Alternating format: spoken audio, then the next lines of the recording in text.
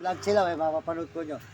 Yeah, good morning mga kababayan. Dire-diretso po tayo na Alamenos, Pangasinan, Tarlac, Pampanga,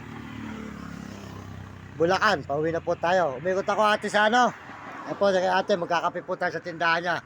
Umikot po ako sa may Pampanga, Bataan, Olongapo, Subic, tsaka po rito, yan. Pandi 19 araw na po ngayon mula Bulacan. Mahaba po ito yung aking nilalakbay. Pero mahaba pa po ito sa Zambales bago mag Santa Cruz, ano? Mahaba pa po. Bago po magpangga Alamenos, mahaba pa to. Yan po, magkakape po tayo rito kay ate, mga idol. Ayan. So, magandang umaga po sa inyo ate. Ayan, sold out po kay ate dito po sa barangay. Ano po ate, nakakalamutan ko. Sa Lasa po, ayan si ate. Good morning po sa inyo lahat dyan, mga kababa ate. Naglalakad po lang kayo. Oh, puro lakad po ate ang aking pagbablog na ito. Kahit saan po, Baguio, ito, Zambales, yung Maynila po. Kung saan po tayo naglalakad ate, yan. Kung saan po tayo sumusot, Maynila, buong Pampanga, Nueva Ecija. Oh, yan, hindi pa po tayo kumikita kasi ate, kaya mahirap pa tayo.